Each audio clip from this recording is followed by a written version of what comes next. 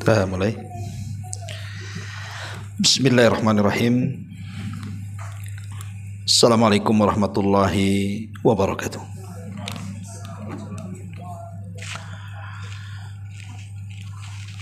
Alhamdulillah wassalatu wassalamu ala Rasulillah wa ala alihi wa sahbihi wa mawalah wa la hawla wa la quwata illa billahi wa ba'du. Alhamdulillah, segala puja dan puji hanya milik Allah subhanahu wa ta'ala. Salawat dan juga salam kita hadiahkan kepada Rasul kita Nabi besar Muhammad sallallahu alaihi wa ala alihi wasallam. Pembahasan di siang atau pagi menjelang siang ini, kita akan membahas tentang 3 doa yang Nabi SAW bersumpah dengan 3 doa ini, bahwa 3 doa ini kalau kita berdoa dengannya maka tidak akan ditolak alias dikabulkan Allah Subhanahu wa ta'ala. Apa saja 3 doa yang Nabi SAW bersumpah di sini bahwa doa-doa ini pasti mustajab. Ma'asyiral muslimin wal muslimat rahimani wa rahimakumullah. Secara umum bahwa tidak ada amalan yang lebih mulia di hadapan Allah Subhanahu wa ta'ala melebihi doa. Kata Nabi SAW, laisa syai'un akram indallahi minad du'a. Tidak ada sesuatu yang lebih mulia di hadapan Allah Subhanahu wa ta'ala melebihi sebuah doa. Karena doa itu gambaran daripada tauhid seseorang.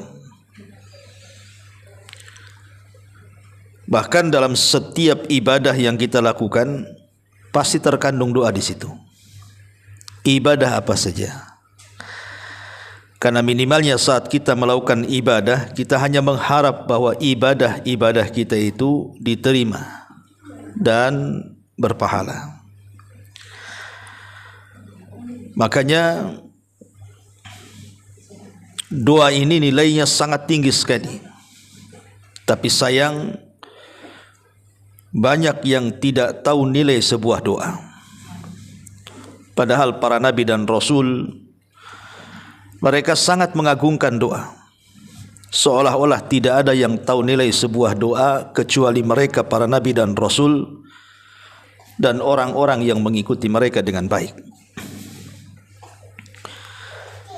Kita lihat saja beberapa kisah yang dicantumkan dalam Al-Quranul Karim. Bagaimana para nabi itu saat mereka ditimpa kesulitan, maka mereka akan tadarru, merendahkan diri kepada Allah dan berdoa agar kesulitannya dihilangkan. Bagaimana Nuh alaihi salatu wassalam yang ketika kapalnya diombang-ambingkan ombak itu,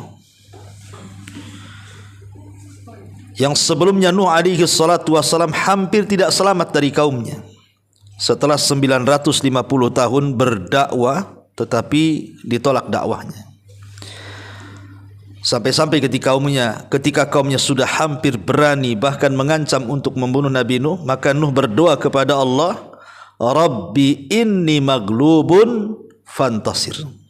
Ya Allah, aku hampir dikalahkan oleh kaumku, maka tolong aku. Maka semata-mata Nuh berdoa kepada Allah Subhanahu wa ta'ala. Karena setiap nabi itu kan punya doa yang mustajab. Semua para nabi sudah mereka panjatkan doa-doa itu kecuali Nabi kita Muhammad sallallahu alaihi wasallam. Sengaja tidak diungkapkan doa itu di dunia, tetapi untuk menjadi simpanan di akhirat. Lah, salah satu doa yang diijabah oleh Allah, doanya Nabi Nuh adalah Nuh meminta kehancuran kepada kaumnya. dan mengatakan la tadhar 'alal ardi minal kafirina dayyara. Jangan kau sisakan satu jiwa pun ya Allah kecuali kau binasakan. Dan Allah kabulkan. Makanya ketika Nuh alaihi salatu wassalam meminta pertolongan kepada Allah, maka Allah katakan fa fatahna abwabas sama bima'in munhamir wa fajjarnal arda uyunan faltaqal ma ala amrin qad qudir. Maka Allah Subhanahu wa taala buka pintu-pintu langit, kemudian dihujani sederas-derasnya bumi itu. Kemudian sumber-sumber air yang ada di bumi dipancarkan ke langit, sehingga berjumpalah dua air itu dan menjadi banjir bandang tupan yang sangat besar dan meluluhlantakkan semua yang ada, menenggelamkan semua manusia, dan tidak ada yang selamat kecuali yang ada di perahu Nuh alaihi salam. Begitulah nilai sebuah doa. Nuh berdoa kepada Allah. Saat kapalnya diombang-ambingkan ombak, dia pun meminta keselamatan kepada Allah, dan Allah mengatakan di dalam Al-Qur'anul Karim, fa'anjainahu wa ahlahu minal karbil azim. Kami selamatkan Nuh dan seluruh keluarga yang beriman yang ada di perahu itu dari petaka yang sangat hebat. Itu Nuh alaihi salatu wassalam. Kemudian kita lihat nabi-nabi yang lainnya seperti Nabi Allah Zakaria. Lama dia tidak punya keturunan, tetapi dia terus berdoa kepada Allah Subhanahu wa taala agar diberikan keturunan. Maka Zakaria pun berdoa kepada Allah sebagaimana disebutkan dalam surah Al-Imran di permulaan itu. Dan Allah Subhanahu wa taala kabar gembirakan kepada Zakaria. Ketika Zakaria berada di mihrab, malaikat datang dan mengatakan, yubashiruka biyahya. Kami memberi kabar dari Allah bahwa Allah sudah menghabar beritakan engkau akan memiliki putra namanya Yahya. Dan banyak lagi. Nabi Ayub alaihi salatu wassalam yang ditimpa banyak penyakit, akhirnya kemudian berdoa kepada Allah dan mengatakan, inni massaniyadh-dhurr wa anta arhamur rahimin. Akhirnya kemudian Allah Subhanahu wa taala angkat penyakitnya dan Allah kembalikan nikmat-nikmatnya. Termasuk Nabi kita Muhammad sallallahu alaihi wasallam saat perang Badar. Malam harinya Rasul berdoa kepada Allah istighatsah. Maka Allah Subhanahu wa taala firmankan, idz tastaghitsuna rabbakum fastajaba lakum. Ketika engkau wahai Muhammad beristighatsah kepada Rabbmu, maka Allah Subhanahu wa taala kabulkan istighatsahmu. Dan keesokan harinya ketika terjadi perang Badar, Allah menangkan. Dan begitulah, tidak ada tahu nilai sebuah doa kecuali para nabi. Harusnya ini sebuah pelajaran bahwa jangan pernah remehkan sebuah doa, karena itu silahul mukmin, senjata kita orang yang beriman. Lah di sana ada doa-doa yang Nabi sallallahu alaihi wasallam bersumpah. Dengan sumpahnya ini, kalau kita memanjatkan dengan doa-doa itu, pasti dikabulkan doa kita. Apa saja itu? Yang pertama, disebutkan dalam sebuah riwayat dari Sa'ad bin Abi Waqqas radhiyallahu an.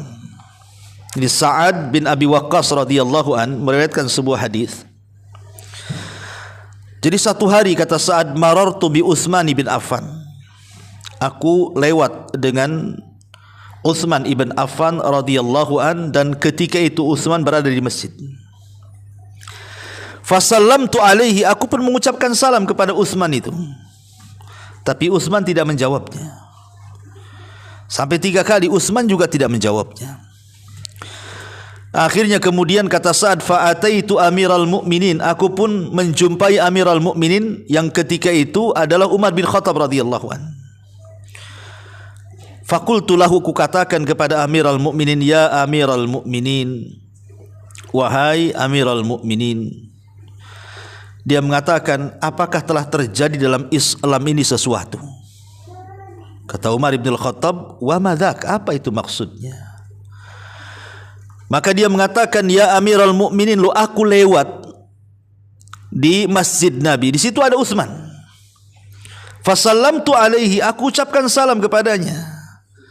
Tetapi Utsman tidak pernah menjawab salamku. Apakah ada peristiwa yang berubah dalam Islam, kata Sa'ad bin Abi Waqqas ini. Maka Umar radhiyallahu anhu akhirnya memanggil Utsman dan ingin menanyakan kenapa dia tidak menjawab salamnya Sa'ad bin Abi Waqqas. Akhirnya kemudian kata Umar bin Khattab radhiyallahu anhu, "Ma mana'aka alla takuna radadta ala akhika salam ya Utsman." Kata Umar, "Ya Utsman, apa yang mencegah kamu untuk menjawab salam dari saudaramu Sa'ad ini? Apa yang mencegahmu? Kenapa kau diam saja? Ada orang mengucapkan salam, harusnya dijawablah." Gitu. Maka Utsman ibn Affan radhiyallahu anhu mengatakan, "Aku tidak mendengar salamnya. Aku tidak dengar. Macam mana mau jawab? Aku tidak dengar." Ya. Tapi Sa'ad bin Abi Waqqas mengatakan, "Bahkan aku mengucapkan salam." Kata Utsman, "Aku tidak dengar." Akhirnya kemudian Umar bin Khattab radhiyallahu anhu berupaya menengahi dua sahabat yang hampir berselisih ini gara-gara mengucapkan salam dan tidak mengucapkan salam. Maka akhirnya kemudian Utsman pun mengatakan, "Ya Amirul Mukminin, boleh jadi ketika itu memang aku sedang ada masalah. Aku sedang ditimpa masalah. Mungkin menghayal, melamun gitu ya. Kayak kita kadang-kadang kalau menghayal itu ada orang ngomong di depan kita aja nggak tahu. Padahal dia sedang ngomong sama kita tuh. Nanti kemudian kita tanyakan, dengar kamu ngomong apa tadi? Kan itu ya. Itu orang menghayalkan seperti itu. Ya. Itulah yang terjadi kepada Utsman. Akhirnya kemudian Utsman mengatakan, "Aku sedang ada masalah," sehingga tidak fokus. Kemudian ditanyakan, "Apa masalahmu?" Dia mengatakan, "Aku teringat doa yang Nabi SAW bersumpah dengan doa itu. Aku teringat doa yang Nabi SAW bersumpah dengan doa itu.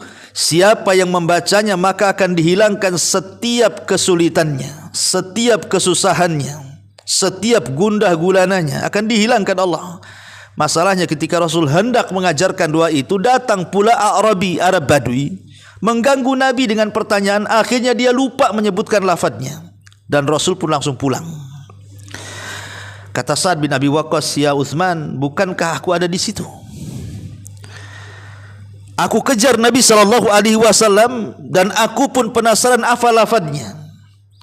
Akhirnya kemudian aku ikuti Rasul di belakangnya sampai ketika Rasul masuk ke rumahnya, aku ketuk tuh pintunya. Dan aku katakan, 'Ya Rasulullah, doa apa yang Anda maksud sampai Anda bersumpah dengan doa itu bahwa siapapun yang berdoa dengan doa itu pasti akan dihilangkan dari kesulitannya?' Maka Nabi SAW kemudian mengatakan, 'Na'am ya Sa'ad, da'watu Dhinnun idh huwa fi batnil hut. La ilaha illa anta subhanaka inni kuntu minadh dhalimin fa innahu lam yad'u biha muslimun rabbahu fi syai'in qad illa istajaba lahu.'" Kata Nabi SAW kepada Sa'ad, dakwahnya atau doanya Dhinnun, pemilik ikan. Siapa maksudnya? Nabi Yunus. Maksudnya doanya Nabi Yunus ketika berada dalam perut ikan. La ilaha illa anta subhanaka inni kuntu minadh dhalimin. Kata Rasul, tidaklah seseorang berdoa, tidaklah seorang muslim berdoa dengan doanya Dhinnun, Yunus alaihi salatu wassalam, untuk meminta sesuatu kecuali pasti diijabah Allah Subhanahu wa taala. Ma'asyiral muslimat yang dimuliakan Allah Subhanahu wa taala. Dari sini kita tahu yang pertama adalah riwayat Sa'ad bin Abi Waqqas, di mana riwayat ini terdapat di dalam Musnad Imam Ahmad. Kemudian juga sebagian ulama ahli tahqiq menghasankannya dan Syekh Albani rahimahullahu taala mensahihkannya dengan lafaz da'watu Dhinnun idza'a wa huwa fi batnil huti la ilaha illa anta subhanaka inni kuntu minadh dhalimin fa innahu lam yad'u biha rajulun muslimun fi syai'in qad illa istajaballahu lahu. Doanya Dhinnun, Nabi Yunus, ketika dia berdoa dan dia di dalam perut ikan, dengan lafaz la ilaha illa anta, tidak ada sesembahan yang berhak disembah kecuali engkau, subhanaka maha suci engkau, inni kuntu minadh dhalimin, sesungguhnya aku benar-benar tergolong orang-orang yang melakukan aniaya atau zalim. Kata Rasul, fa innahu lam yad'u biha rajulun muslim, tidaklah seseorang berdoa dan dia seorang muslim fi syai'in qat, meminta sesuatu, illa stajaballahu lahu, kecuali Allah akan kabulkan permintaannya. Inilah doa yang Rasul bersumpah bahwa siapapun yang berdoa dengan Dhinnun, doanya Nabi Yunus, pasti dikabulkan. Ma'asyiral muslimat yang dimuliakan, ma'asyiral muslimin wal muslimat rahimani wa rahimakumullah. Para ulama mengatakan kenapa demikian, karena ada 5 poin yang harus dicatat dalam doa ini. Yang pertama, bahwa Nabi SAW tegas mengatakan dalam hadis ini, ketika orang yang berdoa dengan doanya Nabi Yunus itu, Rasul dengan tegas mengatakan illastajaballahu lahu, pasti dikabulkan. Rasul yang mengatakan pasti dikabulkan. Ya, ini yang pertama. Yang kedua, di dalam lafaz doa itu ada lafdut tauhid. Lafaz tauhid. La ilaha illa anta. Itu lafaz tauhid. Dan lafaz tauhid itu adalah lafaz yang paling agung. Bahkan Rasul mengatakan afdalu kalimati la ilaha illallah. Seutama-utama kalimat adalah kalimat la ilaha illallah. Artinya bahwa tauhid inilah yang menjadikan kemudian lafaz ini menjadi agung. Dan Nabi SAW sampai kemudian dalam riwayat tadi, ketika hiwar antara Sa'ad dengan Utsman ibn Affan radhiyallahu an, di situ Nabi SAW menjanjikan siapapun yang membaca doa ini, maka dia akan keluar dari kesempitan dan kesulitan hidup. Ini yang kedua. Yang ketiga, bahwa hamba Allah ketika melihat doa ini dengan seksama, betul-betul kita renungkan doa itu, maka di sini ada ahammiyatu istishari azamatillahi azza wajalla. Di sini ada perasaan pengagungan kepada Allah azza wajalla. Kenapa demikian? Pertama, di situ ada kalimat tauhid, la ilaha illa anta. Yang kedua ada kalimat at-taqdis, subhanak, pensucian Allah. Dan yang ketiga ada kalimat inkisar, merasa rendah dirinya kita di hadapan Allah, bahwa kita ini makhluk yang mudah melakukan dosa dan kezaliman. Makanya ketika kita pahami 3 makna ini, harusnya muncul kepada hati kita ini perasaan istishar bi azamatillah, lebih mengagungkan Allah Subhanahu wa taala. Kemudian yang keempat, bahwa tashtamilu syighatad du'a ala asbabil ijabati wa hiyal imanu billahi wahda. Karena dalam doa itu ada lafaz yang menyebabkan kenapa doa itu dikabulkan, karena di situ ada kalimat al-imanu billah, ada keimanan yang kuat kepada Allah dengan tauhid tadi. Dan yang terakhir, di sini di antara sebab kenapa doa ini sangat mustajab, karena di sini ada inkisar tadi. Kita ini menghambakan betul-betul kepada Allah. Kita merasa bersalah dari dosa-dosa yang kita lakukan, dan kita pasrah kepada Allah Subhanahu wa taala. Dengan sebab itulah maka Allah Subhanahu wa taala mengabulkan doanya. Makanya Nabi SAW sampai bersumpah. Jadi sebenarnya Rasul tidak perlu bersumpah kan? Ngapain Rasul bersumpah? Bukankah setiap ucapan Nabi SAW itu wahyu? Wa mayantiku anil hawa in huwa illa wahyun yuha. Tidaklah Rasul berucap dengan hawa nafsunya, yang Rasul ucap itu adalah wahyu yang diwahyukan kepadanya. Lalu ngapain Rasul bersumpah? Pada Rasul itu sadiqul masduq, dibenarkan ucapannya. Tidak lain ketika Nabi bersumpah dengan doa ini pasti dikabulkan, menunjukkan apa? Keagungan doanya Nabi Yunus alaihi salatu wassalam. Tapi apakah kemudian doa ini khusus untuk Nabiullah Yunus alaihi salatu wassalam? Tidak. Kenapa demikian? Karena Allah Subhanahu wa taala berfirman di sini. Apa firman-Nya? Allah Subhanahu wa taala mengatakan, "Wa dhannuni idz dhahaba mughadiban. Fadhanna an lan naqdira alaihi fanada fi dhulumati alla ilaha illa anta subhanaka inni kuntu minadh dhalimin." Dalam ayat yang lain Allah mengatakan, "Fastajabna lahu wa najjaynahu minal gham wa kadzalika nunjil mu'minin." Kata Allah Subhanahu wa taala, dan Dhannun, maksudnya Yunus alaihi salatu wassalam. Dhannun itu ketika dia pergi marah dari kaumnya. Karena begini, Yunus ini dia diutus oleh Allah Subhanahu wa taala ke sebuah negeri namanya Nainawa. Nabi Yunus itu diutus oleh Allah ke sebuah negeri namanya Nainawa. Di mana Nainawa? Di Irak. Ya, itulah areal dakwahnya Nabi Yunus, daerah Irak. Di satu perkampungan namanya Nainawa. Jumlah perkampungannya banyak, artinya jumlah kaum Yunus itu banyak sekali. Ya. Dan Nabi Yunus alaihi salatu wassalam sama dengan para nabi setelah dan sebelumnya, berusaha mendakwahkan tauhid kepada kaumnya. Tetapi begitulah terkadang penerimaan dakwah para nabi tidak semua diterima. Rupanya satu kaum itu tidak ada yang beriman kepada Nabi Yunus. Ini ujian. Akhirnya Nabi Yunus alaihi salatu wassalam saking marahnya mengancam kepada kaum Nainawa, kalau kalian tidak beriman dalam 3 hari akan turun azab kepada kalian. Ditunggu sehari tak nampak azab, ditunggu 2 hari tak nampak azab. Akhirnya ketika mau masuk hari ketiga, Yunus pun pergi. Rupanya di hari ketiga, di saat Nabi Yunus pergi meninggalkan kaumnya melihat tanda-tanda azab itu. Akhirnya ketakutan, beriman semuanya, tapi Nabi Yunus tidak tahu karena sudah pergi masalahnya. Ya.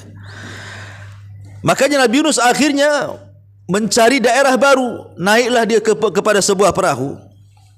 Tiba-tiba Allah takdirkan perahu ini berhenti di tengah lautan. Akhirnya nampak ada ikan besar yang mengitari perahunya itu. Semua manusia ketakutan. Semua manusia ketakutan. Dan mereka harus mengorbankan satu orang supaya dikasih makan ikan, supaya ikannya menjauh dan tidak mencelakakan semuanya. Akhirnya terjadilah undian di sini, dikoclok bahasa kitanya ya. Kira-kira siapa yang berhak untuk dilemparkan ke dalam lautan untuk menjadi mangsa ikan itu, supaya ikan ini menjauh. Ya. Akhirnya kemudian setelah dikocok gitu ya, kayak Ibu Arisan tuh, keluar pula Nabi Yunus itu namanya. Orang-orang mengatakan janganlah, zahirnya dia orang soleh, bagus yang lain saja yang keluar namanya, bagus preman aja dikorbankan. Tetapi dikocok lagi, Yunus lagi yang keluar, Yunus lagi yang keluar. Nabi Yunus baru sadar, mungkin ini kesalahan dia, meninggalkan kaumnya padahal belum diizinkan Allah Azza wa Jalla. Akhirnya dia pun melemparkan diri dari kapal itu, langsung ditelan ikan. Tapi Allah Subhanahu wa taala sudah perintahkan kepada ikan itu, telan jangan kunyah katanya. Kalau dikunyah habislah. Ya, akhirnya ditelan saja. Masuklah di perut ikan. Kemudian ikan itu meninggalkan perahu itu, kemudian masuk ke dasar lautan. Tidak dijelaskan berapa hari, berapa minggu, berapa bulan, wallahu a'lam. Nabi Yunus itu di perut ikan itu. Yang jelas setiap ikan itu masuk ke dasar lautan, Yunus mengalami 3 kegelapan. Kegelapan perut ikan, kegelapan dasar lautan, kegelapan tengah malam. Secara logika harusnya Yunus meninggal. Tapi ya Nabi Yunus alaihi salatu wassalam, dia tahu bahwa dia tidak mungkin selamat dari perut ikan itu. Dan tidak ada siapapun yang akan menolong dia. Sehingga dia betul-betul yakin dengan Allah Subhanahu wa taala bahwa dalam kondisi seperti itu tidak ada yang bisa menolong kecuali Allah. Tidak ada yang bisa menyelamatkan kecuali Allah. Akhirnya Nabi Yunus alaihi salatu wassalam terus memanjatkan kepada Allah sebuah doa dan juga zikir yang terus diulang-ulang dalam perut ikan itu. Apa itu? La ilaha illa anta subhanaka inni kuntu minadh dhalimin.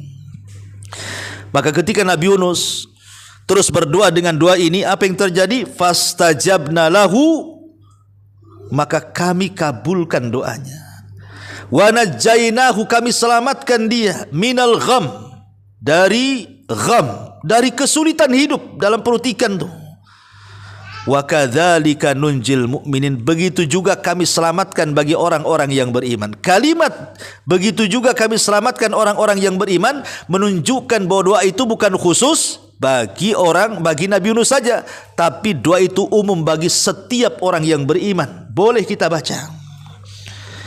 Dan khasiatnya sama dengan doa yang dibaca Nabi Yunus dalam perut ikan. Allah keluarkan Yunus, kata Allah, falaula minal musabbihin la labisa fi batnil huti ila yaumi yub'atsun. Kalaulah Yunus bukan orang yang ahli tasbih, tentu Yunus akan berada di perut ikan itu sampai kiamat dibangkitkan.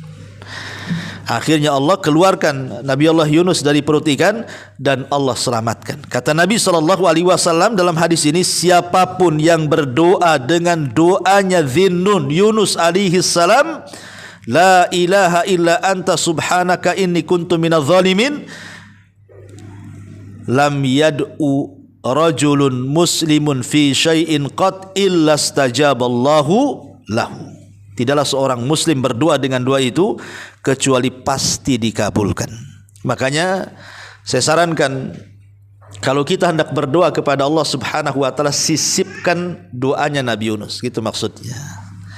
Kita mau minta apa nih? Ya. Ibu-ibu yang jomblo pengen kawin, atau yang janda pengen nikah lagi, atau yang ya udah nikah nggak bisa lah, ya. Jadi bapak-bapak. Ya, kemudian juga yang sulit ekonomi, yang banyak penyakit ingin disembuhkan, yang pokoknya banyak masalah lah. Hidup ini kan pasti banyak masalah, tidak mungkin gak ada masalah.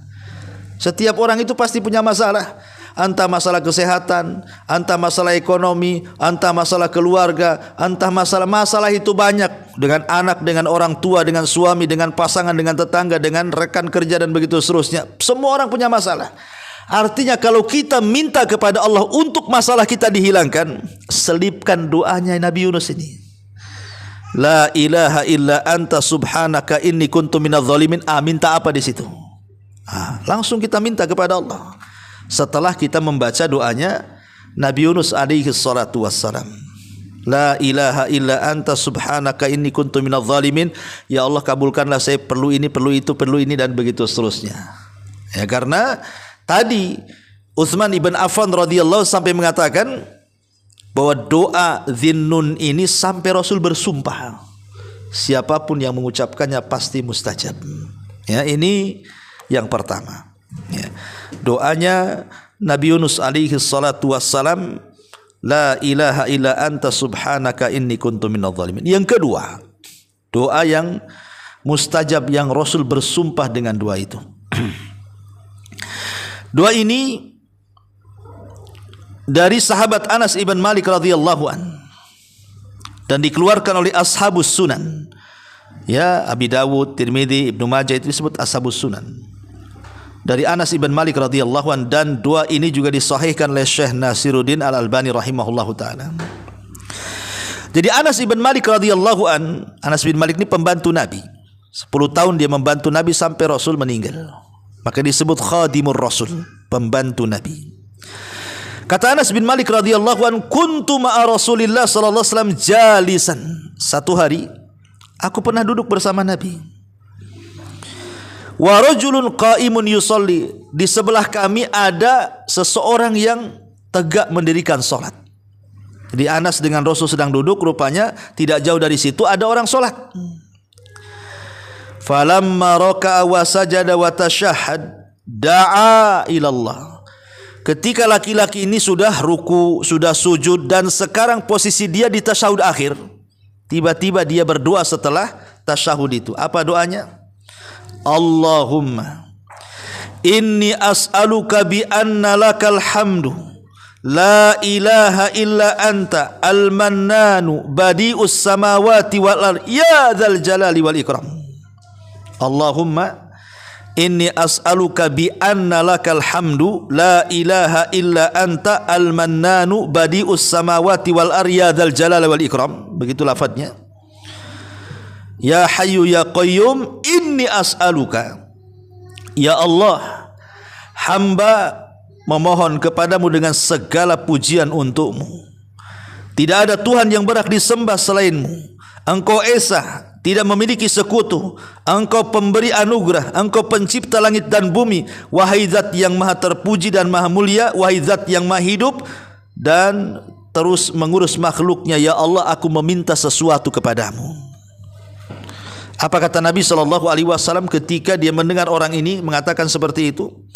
Kata Nabi SAW, walladhi nafsi biyadi. Di sini sumpahnya, walladhi nafsi biyadi, demi zat yang jiwaku berada di tangannya. Ini arti kalimat sumpah. Demi zat yang jiwaku berada di tangannya. Rasul bersumpah nih, ya. Laqad da'allaha bismihil a'zam, laqad da'allah bismihil azim, alladhi idza du'iya bihi ajab wa idza su'ila bihi a'ta. Sungguh orang itu telah berdoa dengan nama Allah yang agung, yang apabila dia berdoa dengan lafaz itu pasti dikabulkan, yang apabila dia meminta dengan doa itu pasti akan diberikan permintaannya. Lihat, Rasul menjanjikan dua perkara di sini. Siapa yang berdoa maka dikabulkan, siapa yang meminta maka akan diberi. Apa doanya? Allahumma inni as'aluka bi anna lakal hamdu la ilaha illa anta al-mannanu badi'us samawati wal ar ya dzal jalali wal ikram ya hayyu ya qayyum. Hafal Bu? Hah? Enggak hafal? Oke. Sekarang kita rame-rame, ya. Allahumma inni as'aluka bi anna lakal hamdu la ilaha illa anta al-mannanu badi'us samawati wal ar ya dzal jalali wal ikram ya hayyu ya qayyum. Kan pendek itu, nggak cepat-cepat lah, memang loadingnya kurang kurang loading aja sebenarnya kan. Ini sebenarnya pendek ya. Allahumma inni as'aluka bi anna lakal hamdu la ilaha illa anta al-mannanu badi'us samawati wal ar ya dzal jalali wal ikram ya hayyu ya qayyum, titik. Habis itu kita minta, terserah minta apa, yang penting doa ini dulu dibaca. Rasul mengatakan demi zat yang jiwaku di tangannya. Ini bersumpah. Siapa yang berdoa dengan doa ini kemudian kita meminta apa saja, pasti dikabulkan doanya, pasti diberikan permintaannya. Ini sumpah Nabi. Pertanyaannya apa? Kenapa sampai mustajab doa ini? Karena dalam doa ini terkandung Ismul A'zam, nama Allah yang agung. Nama Allah yang agung. Apa itu? Ya dzal jalali wal ikram ya hayyu ya qayyum. Sebenarnya mengatakan itulah Ismul A'zam. Dahulu di zaman Nabi Musa alaihi salatu wassalam, ketika Nabi Musa alaihi salatu wassalam itu membawa Bani Israel dari Mesir menuju Palestina, tanah perjanjian. Kemudian Allah azab Fir'aun itu dan Allah tenggelamkan sehingga mereka diselamatkan dari Fir'aun dan bala tentaranya. Dalam perjalanannya Nabi Musa dan Bani Israel ini melewati satu bukit yang panjang. Bukit itu namanya Bukit Husban. Bukit itu memanjang sekali, Bukit Husban. Lah setelah Bukit Husban itu ada sebuah kaum dari kaum-kaum Kan'aniun, penduduk asli situ. Mereka ketakutan kalau Nabi Musa dan Bani Israel itu hendak menjajah mereka. Akhirnya kemudian mereka mencari-cari orang yang mustajab doa supaya berdoa akan kehancuran Musa dan Bani Israel. Lah kebetulan di situ itu ada seorang ahli ibadah namanya Bal'am ibn Ba'ura. Bal'am ibn Ba'ura. Bal'am ini salah satu ulama dari ulama-ulama Bani Israel. Bal'am ini, dia kalau berdoa mustajab doanya. Kalau berdoa doa apa saja mustajab doanya. Kenapa rahasianya Bal'am bin Ba'ura itu kalau dia berdoa mustajab doanya? Karena dia memiliki Ismul A'zam, menguasai Ismul A'zam. Karena dia ahli Taurat juga, ya. Dia tahu nama-nama Allah Subhanahu wa taala yang agung itu. Makanya dia kalau berdoa dengan nama Allah yang agung pasti dikabulkan. Tapi masalahnya ketika para pembesar Kan'an ini datang kepada Bal'am, ya Bal'am, bukankah engkau mustajab doa? Doakanlah kehancuran kepada Musa dan kaumnya, katanya. Jangan-jangan dia datang hendak menjajah kami. Kata Bal'am, celaka engkau, yang aku doakan ini bukan orang biasa. Dia ulul azmi, dia rasul, dia nabi. Ya, enggak mau katanya. Tapi hari-hari kemudian para pembesar ini datang dengan harta, dijanjikan kedudukan, jabatan, macam-macam leleh pula di akhirnya. Mau pula dia mendoakan Nabi Musa dan kaumnya. Akhirnya mulailah dia berdoa.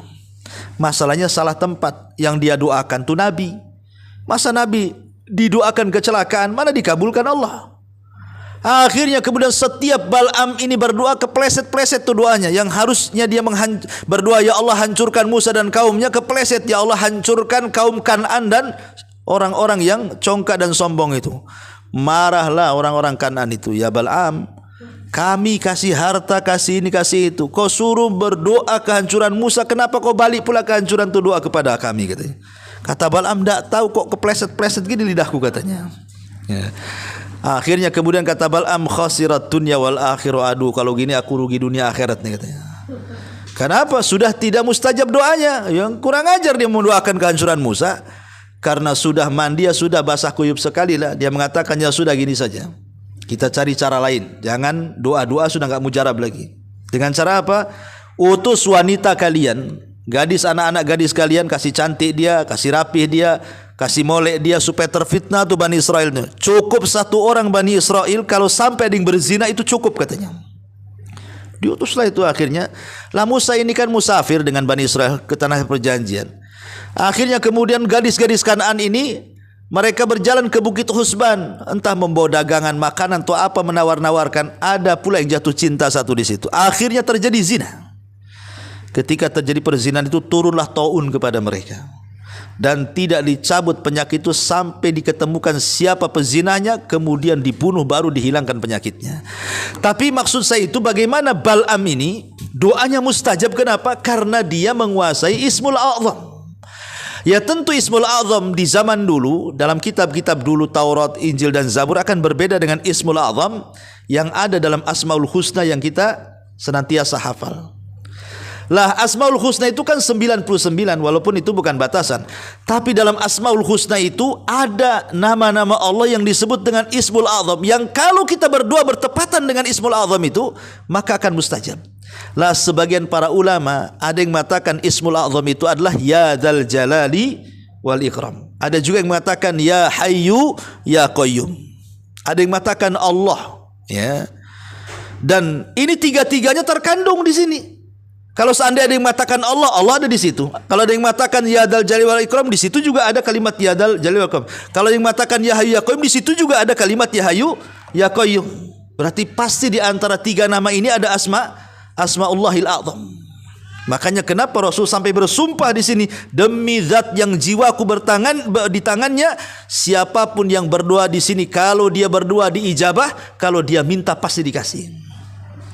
Makanya kata Nabi sallallahu alaihi wasallam, alidzu biyadzal jalali wal ikram.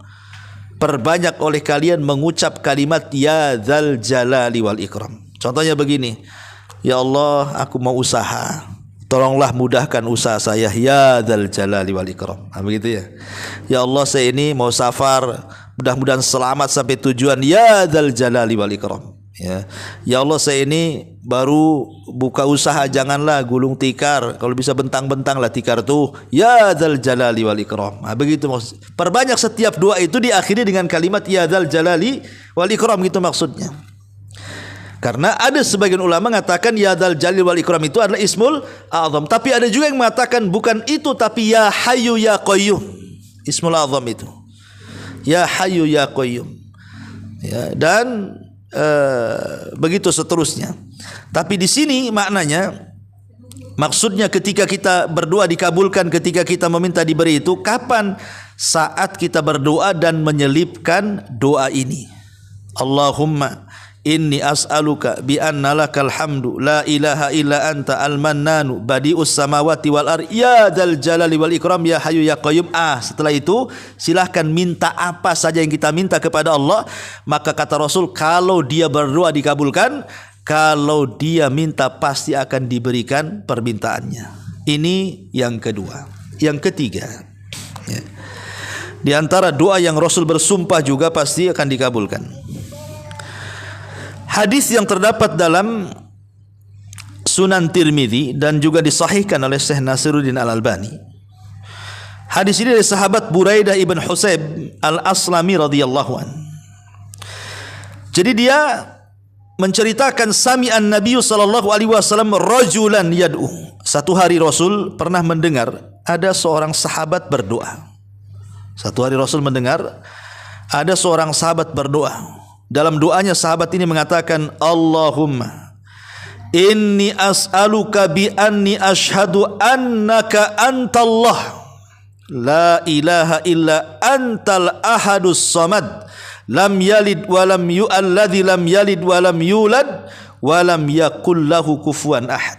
Ini agak mudah karena ada surat Al-Ikhlasnya, Bu ya. Ya. Kan kita ibu hafal Al-Ikhlas, masa tak hafal kan itu. Allahumma inni Oke, kita baca sama-sama ya. Allahumma inni as'aluka bi anni ashhadu annaka anta Allahu la ilaha illa anta al-ahadu as-samadu alladzi lam yalid wa lam yulad walam yakul lahu kufuwan ahad. Kan enak ini. Agak mudah daripada yang tadi ya. Ya. Allahumma inni as'aluka ya Allah, saya meminta kepadamu. Bi anni asyhadu, bahwasanya saya bersaksi laka kepadamu. Antallah, engkau adalah Allah. La ilaha illa anta, tidak ada sembahan yang berhak disembah kecuali engkau. Al-Ahad, yang maha tunggal. As-Samad, yang maha bergantung. Alladzi lam yalid, yang tidak melahirkan. Walam yulad, yang tidak dilahirkan. Walam yakul lahu kufuwan ahad, dan yang tidak ada yang sekutu dengan Allah subhanahu wa ta'ala siapapun. Apa kata Rasul? Walladzi nafsi biyadih. Lagi-lagi Rasul bersumpah di sini, demi zat yang jiwaku berada di tangannya. Laqad sa'alallaha bismihil a'zam. Sungguh dia telah meminta kepada dengan nama Allah yang agung. Idza du'iya bihi ajab wa idza su'ila bihi a'ta. Apabila dia berdoa dengan doa itu pasti dikabulkan, dan apabila meminta pasti diberikan. Ya, ini kurang lebih dengan doa yang pertama kalimatnya, karena ada Ismul Azam, nama Allah Subhanahu wa taala yang agung. Apa nama Allah yang agung dalam apa namanya doa ini? Kalimat Allah. Ya, di sini ada kalimat Allah. Allahumma inni as'aluka bi anni asyhadu annaka antallah. Nah, di sini kalimat Allah di sini. Antallah, engkau adalah Allah. Dan Allah itu Ismul A'zam. Semua nama Allah kembali kepada lafaz Allah. 99 nama Allah itu kembali kepada lafaz Allah. Makanya karena ada kalimat Allah, maka Rasul mengatakan, maka sungguh orang yang berdoa itu telah menyebut Ismul A'zam, demi zat yang jiwaku berada di tangannya. Kalau dia berdoa dikabulkan, kalau dia minta pasti akan diberikan. Maka kalau kita hendak berdoa kepada Allah meminta sesuatu, syukur-syukur kalau tiga-tiganya ibu baca. Ya, tiga-tiganya ibu baca. Maksudnya pertama, ibu baca doanya Nabi Yunus, la ilaha illa anta subhanaka inni kuntu minadz zalimin. Kemudian setelah itu ibu baca lagi, Allahumma inni as'aluka bi anna lakal hamdu la ilaha illa anta al-mannanu badi'us samawati wal ard ya dzal jalali wal ikram ya hayyu ya qayyum. Kemudian baca lagi di sini, ya, Allahumma inni as'aluka bi anni asyhadu laka antallah la ilaha illa anta al-ahadus samad alladzi lam yalid wa lam yulad wa lam yakul lahu kufuwan ahad. Nih, tiga-tiga ini baca, baru kita minta. Terserah minta apa saja. Ya, ini luar biasa, 3 doa yang Rasul bersumpah di situ. Jarang-jarang Rasul bersumpah tuh. Ya, kecuali di 3 doa ini. Maka inilah 3 doa yang luar biasa, yang kalau kita berdoa dengan 3 doa ini, kata Nabi SAW, pasti dikabulkan. Pasti dikabulkan. Tetapi yang jadi catatan adalah ketika kita berdoa kepada Allah Subhanahu wa taala, pertama harus ada pengagungan kepada Allah, kerendah dirian kita di hadapan Allah, bahwa Allah lah satu-satunya tempat bergantung kita. Jangan kita berdoa kepada Allah tapi hati kita kepada selain Allah. Itu tidak akan dikabulkan walaupun baca 3 doa ini. Ya, tetap hatinya digantungkan kepada Allah. Jangan digantungkan kepada makhluk. Ini yang pertama. Yang kedua, harus yakin. Wa antum muqinuna bil ijabah. Harus yakin. Jangan main coba-coba. Saya baru dengar nih kajian Ustaz Abu Meroh. Saya coba-coba nanti malam lah. Jangan coba-coba. Ini bukan untuk coba-coba.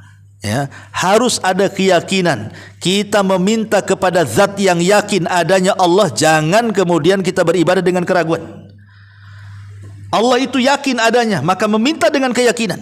Yakin kalau kita berdoa dengan doa ini pasti dikabulkan. Mantap, ya kan? Yakin, jangan pakai coba-coba. Cobalah. Kalau mujarab lanjut, kalau mujarab ini nggak beres Abu Meroh ini. Ya. Bukan seperti itu. Karena Allah tidak akan mengabulkan doa min qalbin lahin, dari hati yang lalai yang tidak ada keyakinan. Harus yakin ya dengan doa ini. Kemudian yang ketiga juga secara umum.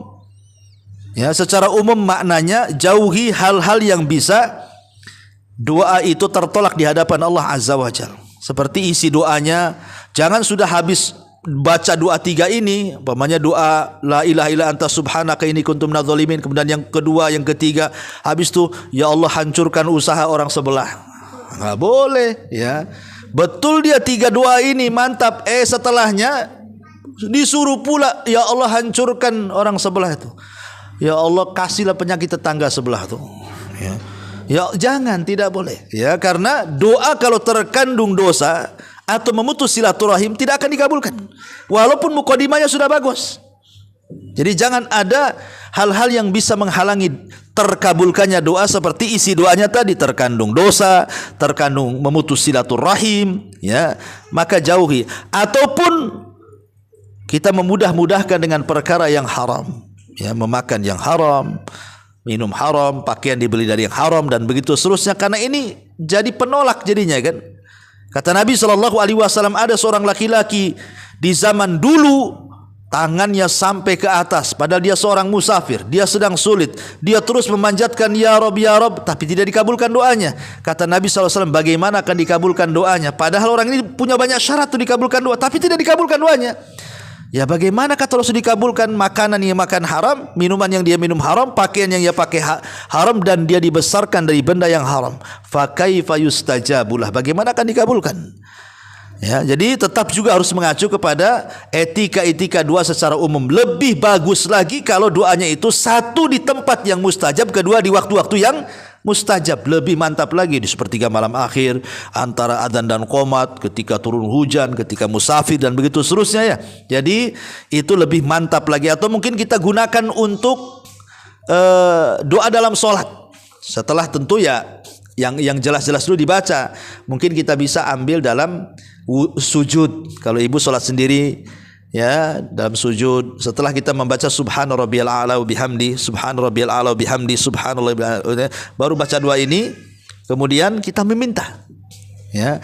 Atau di akhir tasyahud, setelah meminta 4 perlindungan kan, ya, min adzabi jahannam wa min adzabil qabri wa min fitnatil mahya wal mat wa min syarri fitnatil dajjal. Bacalah la ilaha illa anta, ini subhanaka inni kuntu minadz zalimin, kemudian ibu minta sesuatu. Nah, itu lebih baik lagi di tempat-tempat yang bagus kan, ketika sholat atau di sepertiga malam. Dan begitu, yang jelas bahwa kenapa kemudian doa ini dilebihkan di antara doa-doa yang lainnya, karena Rasul bersumpah, masalahnya di situ. Ya, kalau doa lain kan Rasul tidak bersumpah. Rasul yang mengatakan ya memang kalau anda berdoa seperti ini mustajab, tapi yang sampai bersumpah ya ini doa-doa ini aja. Yang Rasul sampai bersumpah kalau kita menyebutkan atau membaca doa ini kemudian meminta sesuatu, maka akan diijabah oleh Allah Subhanahu wa taala. Wallahu alam. Ini yang bisa sampaikan karena sudah jam 11.20. Kalau ada pertanyaan satu saja. Kalau enggak apa-apa. Ya, kita langsung balik. Iya, silakan. Masalah puasa saya tanya. Iya. Puasa sunnah misalkan kita puasa Daud Ustaz. Terus kalau misalkan tanggal 13, 14, 15 kan Yaumul Fitr. Iya. Bolehkah kita sambung gitu Ustaz kalau kita sudah puasa Daud? Kalau sudah puasa Daud, yang lain lewat, Bu. Karena kalau puasa Daud itu sudah mewakili semua puasa. Karena Rasul mengatakan khairus siyam siyam Daud. Sebaik-baik puasa sunnah adalah puasa Daud. Kalau ibu sudah puasa Daud, yang lain tidak perlu puasa. Ya. Jadi cukup Daud saja sudah mewakili semuanya. Tidak usah diborong, nanti ibu capek sendiri. Wa man yushaddadin illa ghalabah. Siapa yang memaksakan diri memborong semua ibadah, puasa sunnah Daudnya iya, Senin Kemisnya iya, Ayamul Bidnya iya, qada Ramadannya iya, semua nanti capek, Bu. Nanti ibu makin kurus, ya. Jadi kalau sudah puasa Daud cukup, itu saja istiqomah di situ. Ya, harus istiqomah ya, karena khairul awam adwamuha wa in qalla. Sebaik-baik amalan itu adalah yang istiqomah walaupun sederhana. Ya, puasa sunnah Daud saja terus, Daud saja. Tidak usah yang lain ditengok, karena itu sudah mewakili semuanya. Wallahu a'lam. Ustaz mau nanya. Iya. Terkait surat 1000 dinar itu kalau dibaca katanya bisa juga ujaran untuk dolanya, itu apa benar ya Ustaz? Iya, bukan hanya 1000 dinar, yang doa-doa yang lain pun banyak yang disabdakan Nabi SAW bahwa kalau kita berdoa dengan itu ya. Ada dalilnya yang sahih nggak, Ustaz? Wallahu a'lam. Ibu pernah dengar dalilnya? Yang 1000 dinar itu?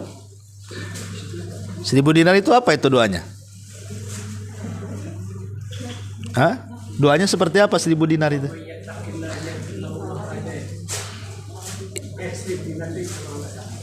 Iya, itu ayatnya, doanya seperti apa? Itu ayat 1000 dinar, bukan doa 1000 dinar. Ya kalau ayat 1000 dinar iyalah maksudnya. Kalau doa 1000 dinar saya belum pernah dengar. Maksudnya kalau dibaca ini itu tidak ada dalilnya. Ya, kalau hanya baca itu, yang ada adalah doa sapu jagat. Kalau doa sapu jagat ada Allahumma atina fid dunya hasanah wa fil akhirati hasanah wa qina adzabannar. Dan ini yang paling banyak dibaca Nabi. Ya, Allahumma ya Allah atina fid dunya hasanah, berikan kepada kami dunia yang baik, wa fil akhirati hasanah, akhirat yang baik, wa qina adzabannar, dan jauhkan kami dari azab neraka. Itu ada hadisnya. Cukup dengan dua ini saja mencakup semua kebaikan dunia akhirat tuh.